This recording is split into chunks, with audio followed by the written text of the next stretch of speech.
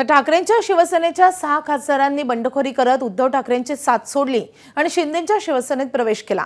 दरम्यान याच बंडखोरांच्या मतदारसंघात उद्धव ठाकरेंचा दौरा सुरू आहे। उद्या उद्धव ठाकरे शिर्डी दौऱ्यावर आहेत। शिर्डीचे खासदार भाऊसाहेब वागचौरे यांनी दुसऱ्यांदा बंडखोरी केल्यानं मतदारसंघात तीव्र नाराजीची भावना आहे। विरोध असतानाही वागचौरे यांना खासदारकीचं तिकीट दिलं होतं। दरम्यान आता उद्या उद्धव ठाकरे भाऊसाहेब वागचौरे यांचा कसा समाचार घेतात याकडे सर्वांचंच लक्ष लागलंय। सभास्थळावरून आढावा घेतला आमचे प्रतिनिधी नितीन ओझा यांनी। यातील 6 खासदारांनी उद्धव ठाकरे यांची साथ सोडून शिंदे गटात प्रवेश केला आणि त्यानंतर राज्यात एकच खळबळ उडाली आणि यानंतर आता उद्धव ठाकरे या 6 मतदारसंघात प्रचार दौरा करत असून त्यांची शेवटची जी प्रचार सभा किंवा जनसंवाद आहे तो शिर्डीमध्ये पार पडणार आहे। मी आता आहे शिर्डीतील सिद्ध संकल्प या लॉन्चच्या समोर।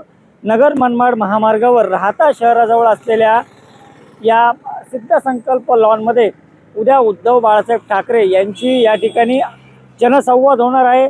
त्याचबरोबर हा जनसंवाद साधतानाच उद्या सकाळी उद्धव ठाकरे हे पत्रकारांशी देखील संवाद साधणार आहे। एकूणच जर पाहिलं तर 2009 पासून भाऊसाहेब वागचौरे यांनी विविध पक्षात प्रवेश केलेला होता। सुरुवातीला उद्धव बाळासाहेब ठाकरे, त्यानंतर काँग्रेसनंतर पुन्हा एकदा भाजप, पुन्हा एकदा शिवसेना, उद्धव ठाकरे गट आणि आता शिंदे गट।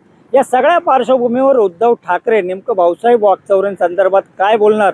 साईबाबांची शपथ त्यांनी घेतल्याचंही यापूर्वी उद्धव ठाकरेंनी टीका केली होती, त्यामुळे शिवबंधन त्यांनी तोडलं होतं। या सगळ्या गोष्टींवर आता उद्धव ठाकरे उद्या नेमकं काय संवाद साधणार आणि शिर्डी लोकसभा मतदारसंघात काय संदेश देणार हे पाहणं महत्त्वाचं आहे। एकूणच जर पाहिलं तर गेल्या 2 दिवसांपासून सुरू झालेल्या या संवाद सोहळ्यामध्ये उद्या ही शेवटची सभा या ठिकाणी, प्रचार सभा या ठिकाणी पार पडेल आणि त्यानंतर उद्धव ठाकरे या ठिकाणाहून मुंबईला रवाना होतील।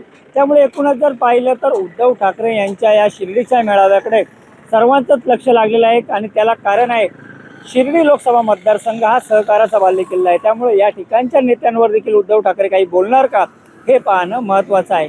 नितीन ओझा, एबीपी माझा, शिर्डी। एबीपी माझा, उघडा डोळे बघा नीट।